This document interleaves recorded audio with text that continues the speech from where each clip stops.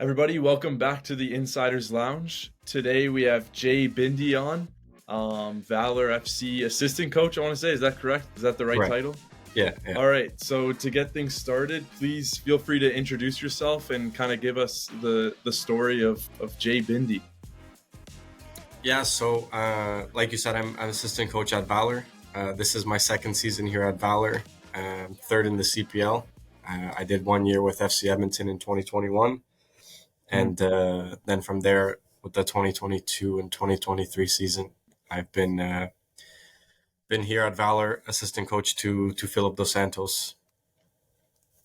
No, right on. And I know we spoke a little bit about it in the past. So your background of your family's Turkish. Were you born and raised there or born in Canada? No, I'm born here in Canada, born and raised Fully. in Ottawa. I lived there most of my life. Right on. And then how far I've actually never spoken about this with you. With your playing career side of things, were you like kind of what level did you get to or what levels did you play growing up and kind of what was the journey like as a player? Yeah, I don't have the I guess the traditional background everyone or a lot of people have playing at a professional level. Hmm. Um, I kind of was just a local player in the Ottawa scene, just playing for regional teams as a youth, and then I guess my highest playing, you could say, Hmm. for all the people that know the Ontario, it was there was the Canadian Soccer League, the CSL, and there was like a reserve division. So I guess my highest was hitting the reserve division in the CSL just for like a year. Um, but I wasn't a player that played at the professional level or the U Sports level. Um, so a bit unique versus Hmm. other people that are in the job.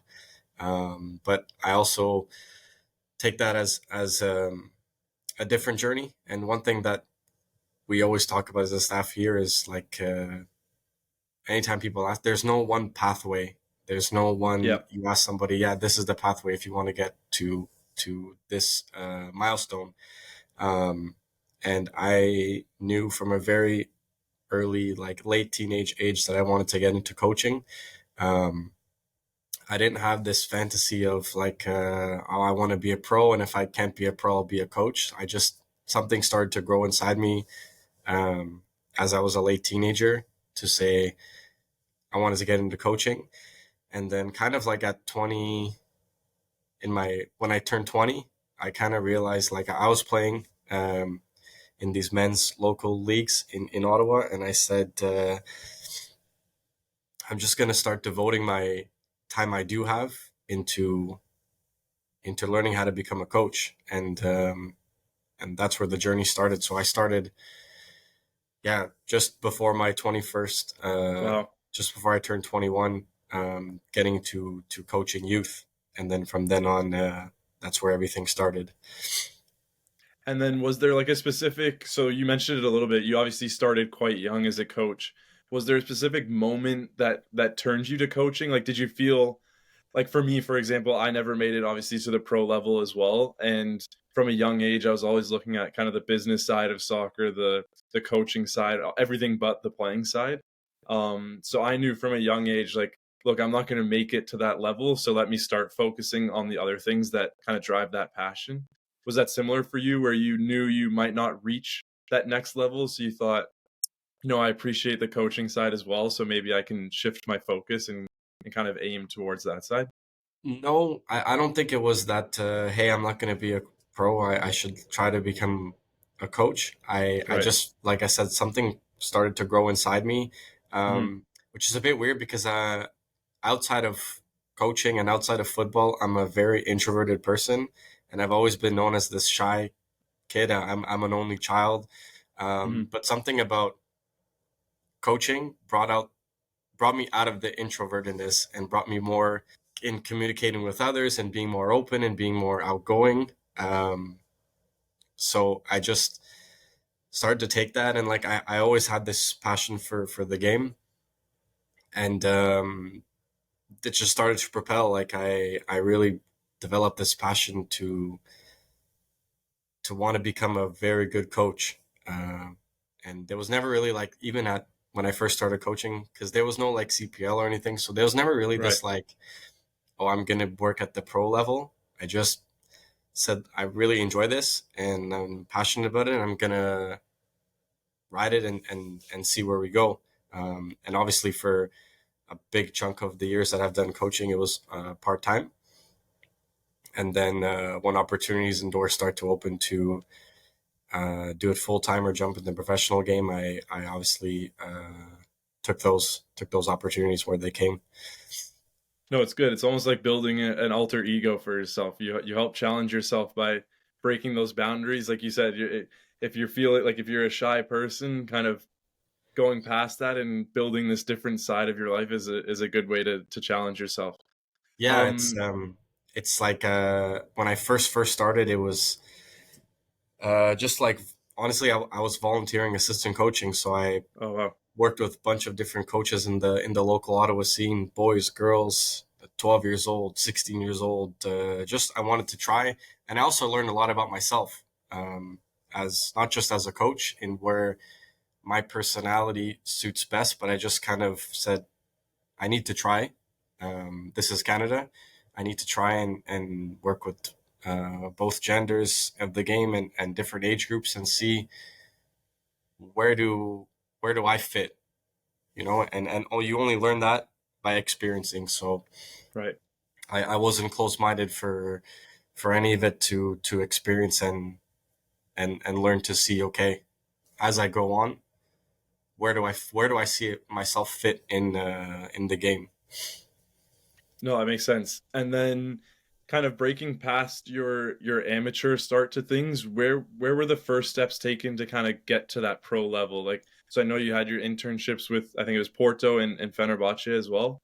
Um, and then you're obviously doing certificates, like coaching licenses at the same time. What were some of those first steps to kind of get you prepared for that, or were you not prepared and you got an opportunity before kind of being fully ready to take that next step? Uh, it's a good question. It's like it's an interesting journey because now I look back on it, and I started with the Ottawa Fury when they were just an academy in Ottawa, Mhm. like for high performance, I guess is the word used now. Um, and at that time, there wasn't really talks of it transitioning to a professional club. This was in 2012 when I first started, Mhm. and I was just working with high performance in the region, boys and girls from. The club had a structure from under 9 all the way till under 18, and I started to just assistant coach for the first few years, volunteer assistant coach with all different coaches in different age groups. Right. And then as the club started to develop, and I just devoted a lot of my time to being around the facility. Um, I remember they train a lot out of the Algonquin College turf and dome, and I would go there after work at like 5:30, and I wouldn't leave there till like 9. I had no social life, Wow. Yeah. but I just really wanted to like to learn and be around, and then as the club started to grow, and there was talks of the club transitioning into become a professional club, I said like I'm so passionate that I want to be a part of this, and Mhm. one thing led to another. Um, the club transitioned into the NASL and had a professional first team. Um, I was still involved in the academy at the time, and there was a lot of changes happening in the academy. And I was fortunate enough to be kept on when changes happened. And Mhm. that's where I connected with Phil, actually, because he became the technical director of the youth Wow. academy as well as assistant coach of the first team. And then I consider myself a bit spoiled in my early coaching days because at the age of 25, I was around professional football, um, and my eyes were just lit up, and I said, "Wow, like this is crazy! I can't believe, um, a this is here in the city I live in, and b I get to be a part of it, very close on a day to day basis." Interacting with the professional team staff, being around. Um, I would ask, can I go to the first team sessions and be around? And they were very open in having me. And again, this stuff all just started to generate fuel inside me of Right. I'm young. I wasn't a pro player, but I'm starting to be around, seeing what professional football looks like, and yeah, that was my first kind of taste into it, and just growing in that organization up until the end of 2016. So I was a part of the club pretty much almost until the club folded in 2018. No, sorry, 2019.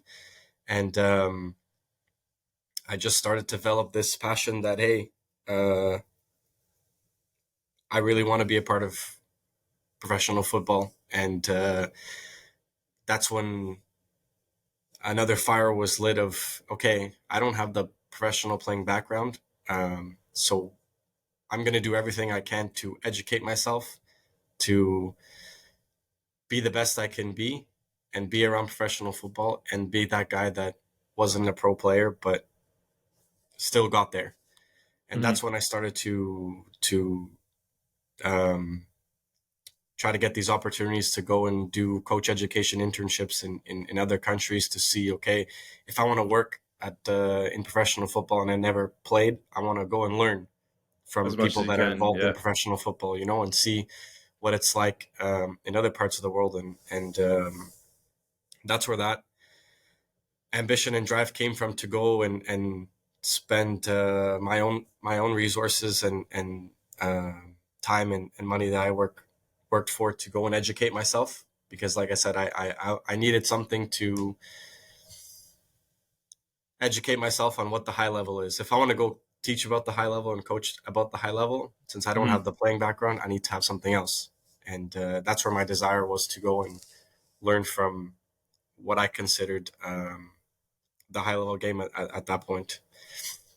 And then what were those experiences like? Like what did you find, like, so obviously being in Ottawa you learned from a different level, like from Phil and from the other staff there, kind of the start of what Canadian professional soccer would become. But then obviously going overseas, you see a totally, and in every region and country there's a totally different way of playing and managing all these different components. What were some of the main like things that you came back with that you're like, oh, this is really interesting or completely different to what I'm used to, or something like that? Um, I think I picked up something different from all of them. I When I went to Turkey, it kind of explained to me a lot, um, where my passion comes from, because Mm, it's a culture, a football culture, that's very emotional driven and passion driven, sometimes to the extreme. But it started to explain, again, learning about myself, sometimes why I am the way I am when it comes to the game, because it's a very, very passion driven sport there. Um, and I saw the link between how passion and how culture and the game are linked in that country. mhm. When I went to Portugal, I learned a lot about methodology and coaching methodology, and why exercises are done a certain way and why sessions are done a certain way, with a very methodic approach on a global scale of how everything is built, and the level of detail that comes into coaching, comes into training, comes into building exercises, and why certain things make sense and certain things don't make sense. Um, so I picked that up a lot, and a lot especially at Port, to learn and have like a methodic approach to everything that I do, and my thought process, or like I said, building sessions and building exercises. A lot of good stuff came from there. And while you're there, you get to ask questions and learn and see, okay, you get Right. to watch sessions and say, why this, why that? And it starts to open your mind to a lot of things. And I, those trips cost a lot of money, but I feel like all the knowledge and stuff I acquired was priceless, because I feel like all that stuff really helped me on my coaching journey, to see what the high level is and stay in tune with what the demands of the high level game are, how high level athletes are developed in other parts of the world, um, and how other coaches in other parts of the world that are working at the high level game, how they operate on a day-to-day basis, because it's different than a coaching course, because you're there in the real life. You're Right. there in the everyday and see the genuineness of how they're constructing their cycle for the week, how they're building their sessions towards the next opposition in the next game, or why they develop players, or how they believe they develop players in this certain way, um, in its truest form, because that's their everyday. I'm just like a shadow. Right. No, that's it's a interesting opportunity. I haven't heard of a lot of coaches that have done internships like that. Like I did a similar trip with the 5 months in across Europe, kind of doing a half vacation, half networking trip. But Yeah, it's something you gain similar to what you were saying. You gain not only the learning from the coaching styles and the way they do things, but you learn the culture and everything away from the pitch, outside of how things run. And like you were saying with the Turkish culture and how much soccer means to them, like it's their life. It's a totally different environment to the way things are here or in other parts of the world, and it helps you grow as a human being besides soccer, but also within soccer. And I think that's what you were aiming for when you went.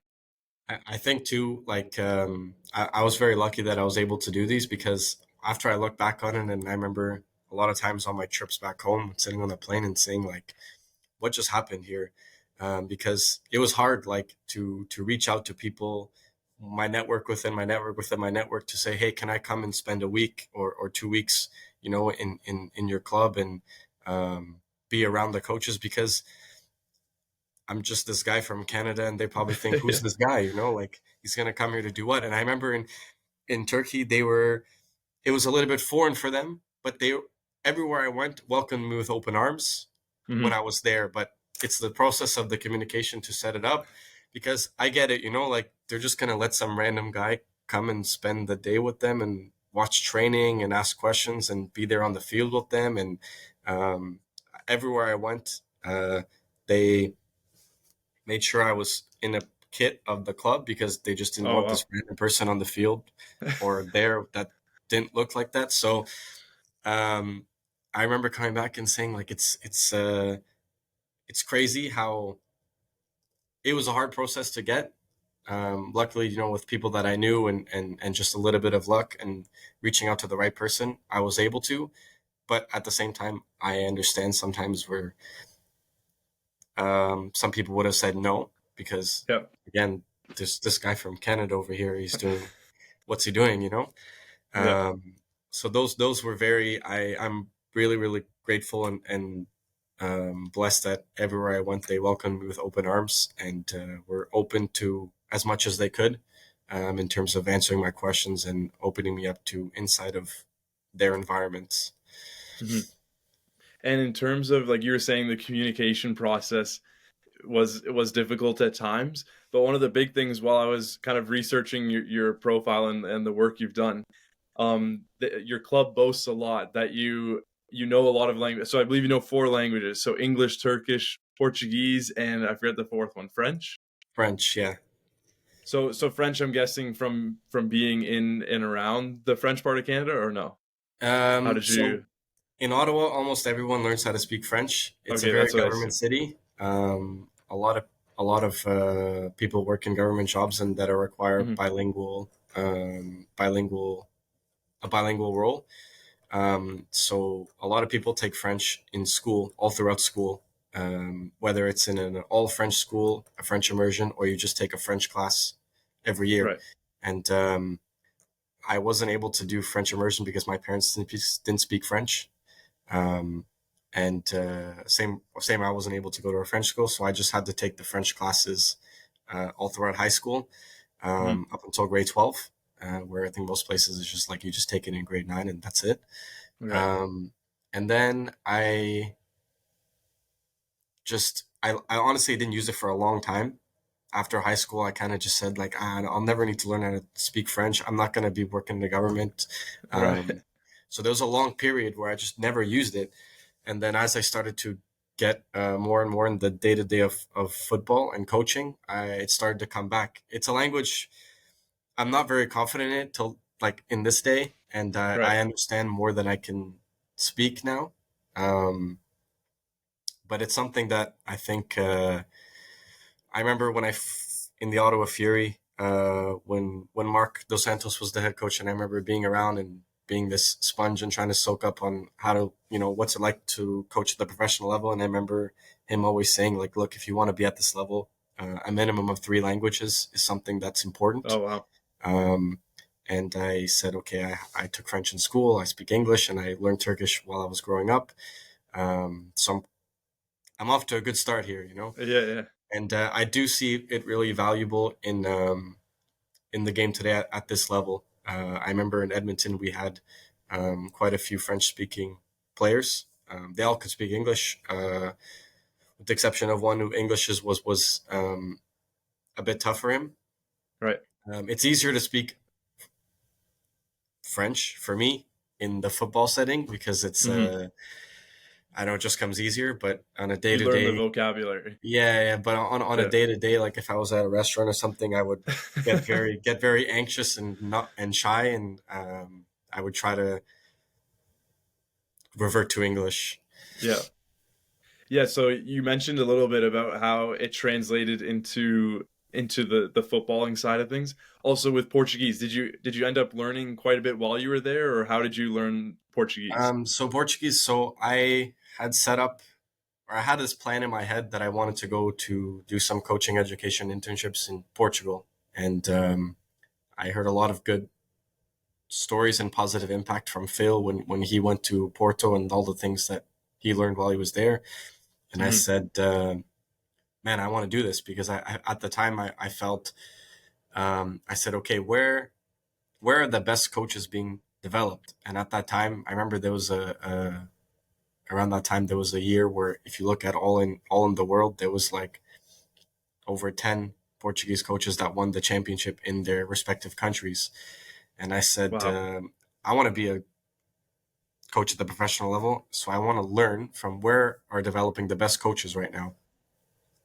And then I started to reach out to people in Portugal that work in clubs, and kind of wanted to do the same thing. I went in Turkey, and the biggest thing for me was I wanted to learn in their native language. Like I didn't want to go into any gray areas of translating or all kinds of things. I felt like if I'm going to go there, I want to learn from them in their own native language. So I took night classes at a college in Ottawa, and it was like 4 months, once a week for 3 hours at night. So yeah, I wanted to go there and learn from them, learn about methodology and coaching from what I believed at the time was developing the best coaches in the world. And like I said, I heard positive impact and positive advice from Phil and Mark who went there also.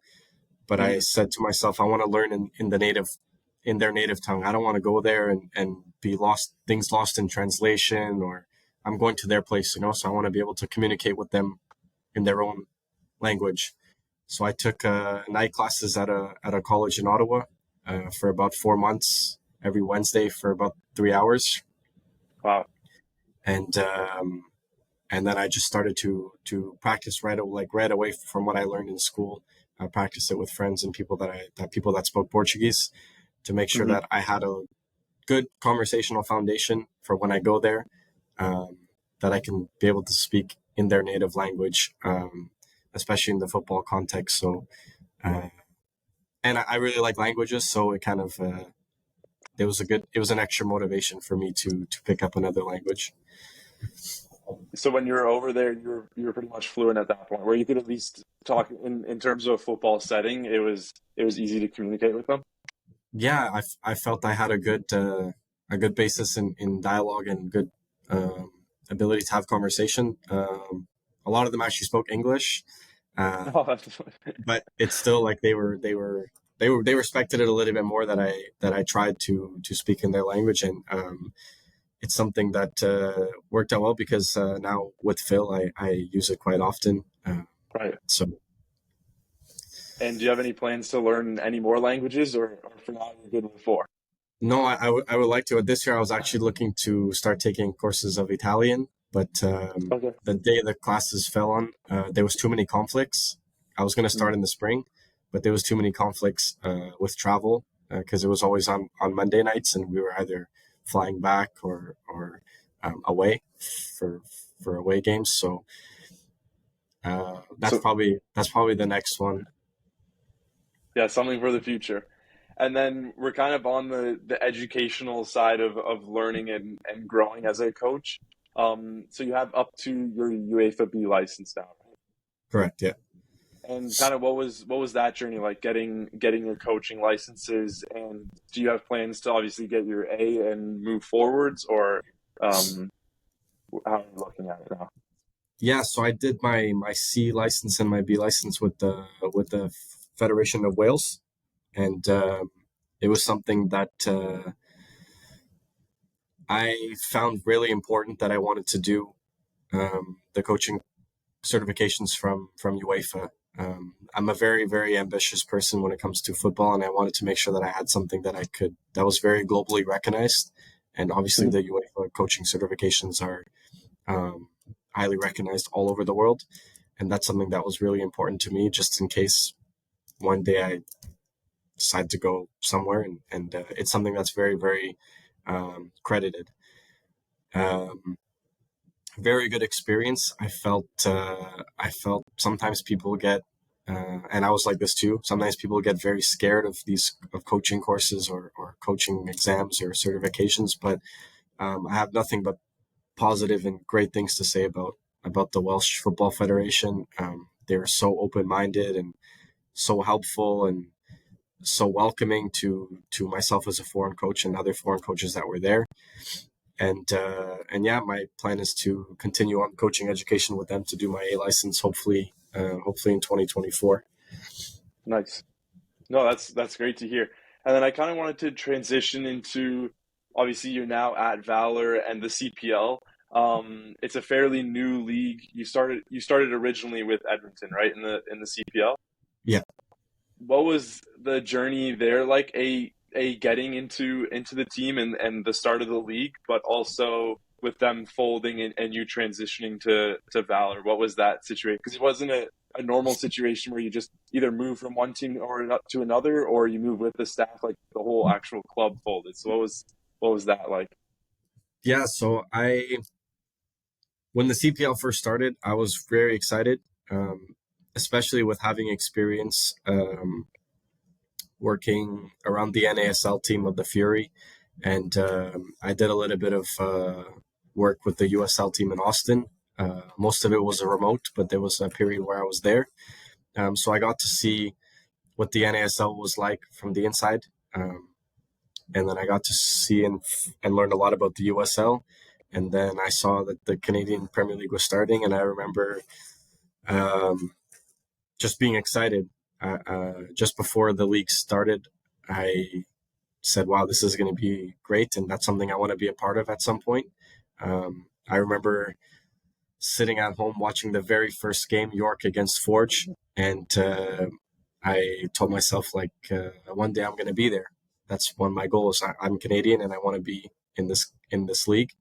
And I Hmm. did whatever I could and built good relationships with people that were involved. People like Anthony Totero, who was very involved, especially in the beginning of the CPL, um, and just really put myself out there and said like, hey, this is what my background has been like, and these are my ambitions, and I want to be a part of this project that is the CPL.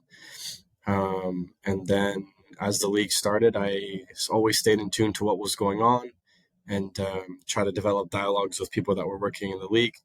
In 2020, Edmonton made a change from Jeff Paulus to Alan Koch, who I knew a little bit, and he knew a little bit of me, and we connected one day. And this was all like near the end of 2020, after the whole Island Games thing and COVID. Right. So everyone's kind of like at home, and me and Alan had a few conversations, and he presented me the idea of possibly joining his staff at Edmonton, and I was more than ready to go because I was really just so hungry to get into the CPL in a full-time assistant coaching role. And I told Alan, I said, Alan, when you gave me the green light, I packed my car and I come.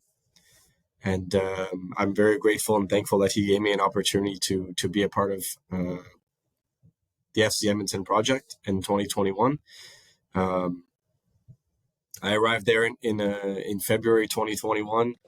No one had a clue what's going on with the world, with COVID and Yeah. what's the season going to look like. And I remember arriving and training in small groups. So it's a one coach per 4 players or something in a dome, and then it grows, and then you have to wear a mask while you're training and waiting to see what's going to happen. And then they announced the bubble in Winnipeg, and then what the season would look like.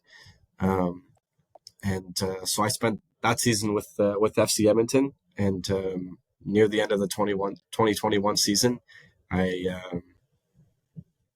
just felt that I wanted to make a move. And I had a very honest conversation with Alan, who was very open-minded and understanding where my heart was and what my feelings were. And he was very supportive and like I said, very thankful for him giving me an opportunity. Again, a guy that he doesn't really know, that never really played pro, that doesn't really have a 5-10 year coaching experience at the pro level, gave me an opportunity to get my foot in the league. And I spent the winter of 2021 just speaking to people in my network and seeing what was out there and seeing what possibilities could be.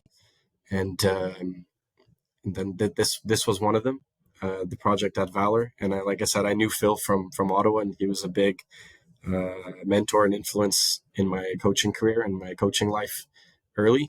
Eventually we were speaking about the project, and I said, yeah, I would like to come and work with you and be a part of this project at Valour. And I arrived here in January 2022. So I wasn't a part of the last year of Edmonton because I only spent the 1 year. Oh, okay. But nothing like I didn't know about the whole club folding or anything like that. All that stuff kind of came to light in 2022. So it wasn't like I left because the club was folding, like none of that stuff. It just was something that was inside of me that I felt that I wanted a change. And then, yeah, like I said, I've been in Valour since January 2022. No, that's great. And then as we're talking about the CPL, what do you think of the future of the CPL? It's only been around for a few years. Do you see great potential in it? And then in terms of Canadian soccer landscape as a whole, like we have the World Cup coming up in 2026. Where do you see things kind of going now compared to you've coached in Portugal for a time and Turkey in a time, and you kind of, I'm sure you're aware of the full soccer landscape around the world, but where do you see Canada specifically going? Look, I think it's the CPL came at a great time with the success and the boom of the national team, Mhm. with the 2026 World Cup coming.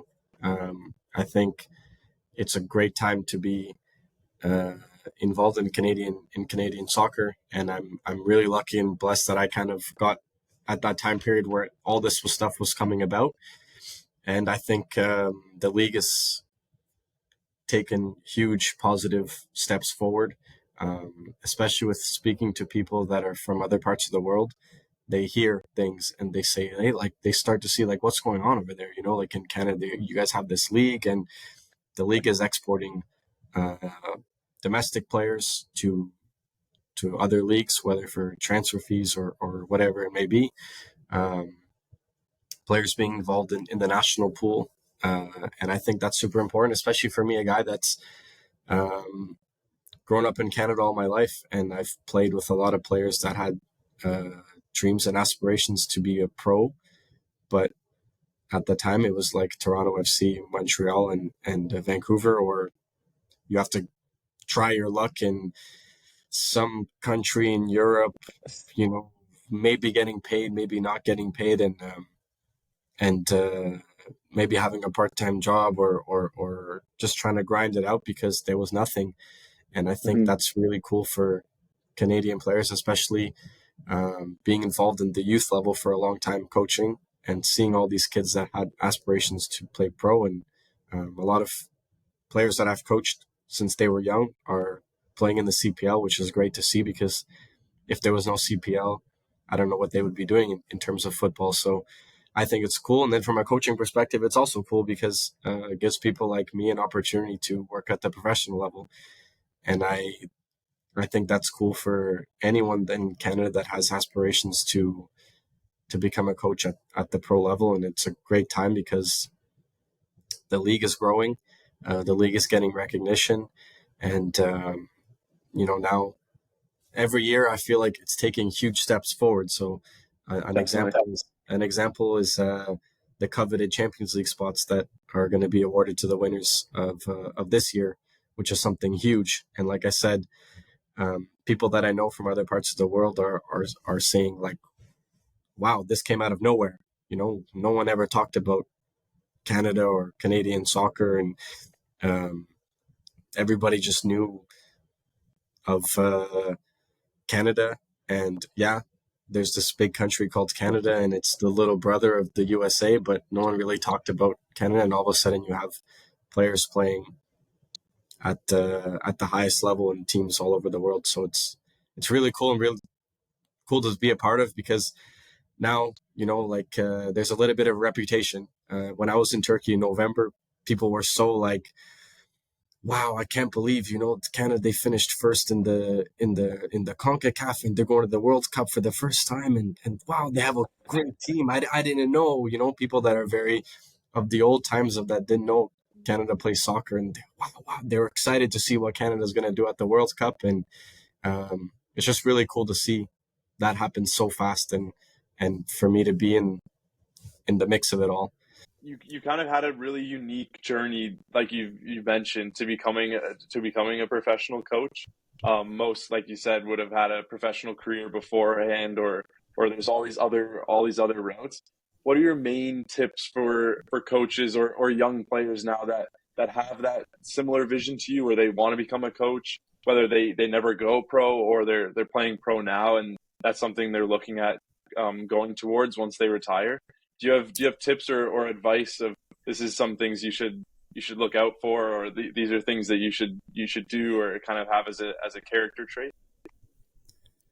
I would say from my experience, I know there's a lot of young coaches in Canada that have that desire, uh, and I feel like you have to be super ambitious and work hard, and it's a lot of sacrifices. Um, there's a lot of sacrifices I made in life to on the journey to get to where I wanted to be. Um, and I think those are things that play a crucial part. Uh, it's not a it's not a traditional job. It's not a comfortable job. So you have to be ready to accept that. And I'm a big person of faith, and I felt that having faith in my life really helped me a lot, calm Mhm. those anxieties or feelings of uncomfortableness in this journey, um, because I used faith to lean on to in those moments where you don't know, because this is a results based business, and this is a business of you could be here today and somewhere else tomorrow, and that's something that you have to be ready to live with. It's not I have this job from 9 to 5 Monday to Friday, and I'm Yeah. gonna be back on Monday when I leave on Friday, and it's all gonna be good, and this is a job where you have to be open to live in different places, to be open to opportunity. And one thing I really value is opportunity. For me, is more valuable than money. And I think if someone gives you opportunity, this is something that you have to take. And I could pinpoint moments in my journey where someone gave me an opportunity, and it wasn't a glamorous opportunity, but it was an opportunity, and I took it, and I said, this opportunity is going to benefit me down the road. And that's why I'm gonna make these sacrifices to take this opportunity and work with it and do the best I can in that opportunity. And I think that's something that people really need to think that people really need to accept and learn that it's not a glamorous road. And once you're at the end, you're at Anfield and there's 60,000 people there. It's not like that. But that's probably the advice I would give people: to be ambitious, to be hardworking, and take those opportunities when you get them. Because, like I said in the beginning of this, there's not one linear path to become a coach at this level. And I my journey is unique, and I work with Daryl Fordyce, who is another assistant coach of us who just retired, and his journey is completely different. And it's really cool to learn how he ended up in the seat beside me, because he had a completely different and I learned a lot from him because he has a completely different background from a good playing career. And we're two people that are both assistant coaches in the CPL with two completely different backgrounds and pathways to where we are and sitting in our chairs today. Perfect. No, I couldn't have said it better. You nailed that.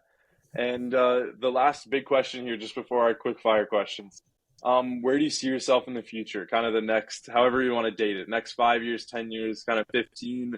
Do you have kind of that vision? Like, I know some people, Brian, who we had on first, he said he doesn't really look into that. But Jack kind of had more of a vision for his future. Do you have visions of your future It's a great or question because goals? I feel like I'm still very like this is my third consecutive year, um, but it seems like I'm still so new. And Yeah. I learned that this is football and football is dynamic. It's a question that people ask me a lot. Um, it's a question that I get a lot. When you meet new people and even when you're dating someone or you go on dates, what do you see yourself? And it's like, hey, how do I explain this answer now? Um, I used to be that type of person that said, no, in 5 years, in 10 years, I'm going to be, not just with coaching, but just in life. I used to be like that because I feel like it gives people comfort. Right. But as I'm in this job, I learned I could have an idea, but I don't know. And I'm very faithful to God's plan and what He has planned for me, and just make sure that I can be the best person in my situation today. And I'm really faithful that if I do that, it's going to set me up for what tomorrow is going to bring. Um, I ideally, this is results-based business. In 5 to 10 years, I hope I'm still in professional football. I hope I'm involved in some capacity. I just right now I just want to focus on being the best version of myself I can be today in the role that I'm in. Continue to do good, honest work, to continue to build a good reputation and stay true to who I am as a person, not just a coach, and Mhm. and let God's plan dictate everything after that. And like I said, hopefully still involved in professional football at in 5 to 10 years. Solid. No, I appreciate I that. know it's a really cop out answer, but that's the answer that it sits in my heart, because people ask me this, but I also ask myself this question, and it always seems to lead back to those things I just mentioned. No, I appreciate the honesty. It's a good answer either way. Okay, so we got some quick fire. So you mentioned Anfield. What's your favorite team? What team do you support? Is it Liverpool? No, this is a hard Or question. did Anfield just come up? No, Anfield just came to my mind. I don't know why, but this is a tough question because I've always been a huge fan of football, and I follow a lot of leagues and watch a Mhm. lot of football. But if I have to go where my heart, I'm gonna say Fenerbahce, because this is the club that I support in my heart. And it's weird because as coaches, we start to develop the analytical eye. So when we're watching football, we see, okay, the team is playing like this, and they have these dynamics and these characteristics and this formation and that. And for whatever reason, I'm like that. When you watch the Premier League in the morning or Champions League, I just, it's automatic, the analytical eye. The only time I can have a little bit of joy is watching the Turkish league, where my coaching hat comes off and I just can sit there and enjoy as a fan and get pissed and suffer and um, be emotionally connected. So I'm gonna go with Fenerbahce. Yeah. So then I've got to ask you the follow up. So obviously Galatasaray won last year. Their team's looking quite strong this year. How do you think Fenerbahce is going to do this year in terms of the league and in the European side of things? Um, in the league, I think it's gonna be tough because Galatasaray went and signed top caliber players. Yeah, Um, but I know it's a league that you never know what's going to happen. So hopefully, it's been a long time since Fenerbahce won a title. Hopefully, this is the year. If there was a year I wasn't optimistic, it's going to be this one just because of the strength in Galatasaray. But maybe the expectations that they have will be their own pressure and their own downfall. That's my hope. And there you go. In Europe, I don't know. I think they're very they want to win the league. So I think Europe is a very Just secondary focus thing on the league. Hmm. because it's been so long and the fans have been dying for a league title. It's been many years, like I think 9 years or something. They Wow. haven't won the title. So that's something that I think I hope this year, but I'm not All right. optimistic if I'm honest. No, it gives me someone to watch. I enjoy the Turkish league quite a bit, especially with the three giants. But it gives me someone to support for. Um, so the next question, your favorite quote or saying? Do you have a favorite quote? Something that comes to mind? I don't have a favorite quote. I would say favorite saying or something that I say a lot, and Yeah. there's kind of a little bit of a backstory to it. But I'm a coach that's very my passion leaks out when I'm coaching. Um, Right. and I remember when I went to Turkey, I saw, hey, I'm like that because they're all like that. They're very, it oozes out of them in training sessions. Hmm. And they're very big in the word bravo. So I use a lot in my coaching, bravo. Like every time there's a good thing, I'm there, bravo. Because in Turkey, that's what they use a lot. Instead of saying good or well done, they use Hmm. bravo. And in Edmonton, some of the guys and Alan sometimes gave me the nickname of Coach Bravo because they use it so much. So it's a common thing that I don't even think about it; just comes out. No, that's a unique answer. We haven't heard something like that before. And then obviously you spent time all over the world, and even in Canada, you spent time in different regions. But in Winnipeg, if I ever come and visit you, what are the top recommendations in Winnipeg, either for food or things to do other than a Valor game? I really like to go to this cafe called De Luca.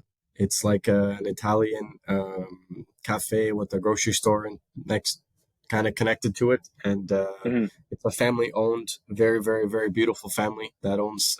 They have two locations in Winnipeg. One's close to where the stadium and where I live, so um, I go there often to have an espresso and a pastry. Um, so that I would recommend that, and then I guess just to go and experience or see a lot of things. There's this area called the Forks. Don't ask me why it's called the Forks. I don't know why it's called the Forks. Someone told me when I first moved here, but I don't remember why. But it's like an area where you can walk, and it's like there's a lot of restaurants and cool little small cafes and restaurants and bars, all kind of in this area along the water, along the river. I can't remember what the river is called, but Hmm. uh, the Forks it's a popular area that people go to. Very touristy area. The forks, like the utensil. Yeah, the Forks. Yeah, Okay. again, I don't know why it's called the Forks, but uh, yeah. And then I'm looking for some inspiration. I've gotten back into reading. Do you read at all? And if so, what's your favorite book or something that you would recommend to others? I honestly would like to read more, but I would say the last book that I read that was really that I enjoyed a lot was Hustle Harder, Hustle Smarter by 50 Cent. And Okay. it's written by him and narrated by him, and I picked up so much from it, and just yeah, I would really recommend it to anyone to read. Yeah, I haven't heard of that one, but I'll add it to the list. And then last thing, soccer, especially as a coach, just revolves your whole life revolves around it. But do you have other hobbies or things you do outside of soccer to kind of take a break and reset your brain and help you kind of just fully reset and get away from soccer for a little bit? I should have more. My colleagues say that I should have more because my head is very much involved in soccer. Um, I like to go and like try different restaurants and see like different restaurants and have a cool lounge places where you can have a drink. I like that to go and disconnect my head a little bit. And then I'm Mhm. also a big TV series movies type guy, so I binge a lot of things to kill some time outside of football. So what are you watching at the moment, Uh, or what can you am not admit it? I'm trying to think. What am I watching at the I just finished. Oh, sorry. I just started this series, and I feel like I'm way behind, and this is kind of embarrassing. But it's a show about the Ottoman Empire on Netflix, and Okay. it's a lot about like the Ottoman Empire, the early years of Turkey, and it came out a while ago. And even my uncle was saying like, you didn't watch this already, and I said no. Hmm. And Phil was the one that recommended it to me. But I just started it yesterday. No, the day before yesterday. Um, so that's like my next thing I'm gonna binge. But I'm a binge guy, so I finish things fast, and So once you start, it, it's done. Yeah. it's annoying because then I gotta find something else good. I don't like to prolong a series because I get too into it and I want to know what's gonna happen next. No, that's great. First of all, I just want to say I appreciate you coming on. I'm glad we got it planned. And do you have anything to shout out? Projects, social media, whatever you wanted to shout out to everyone. No, I don't have any projects besides my job. No So problem. I would shout out Valor, I guess. There you go. That's a good one. But yeah, thanks again for coming on, and hopefully we can speak soon. Thank you. I appreciate it. Thank you very much.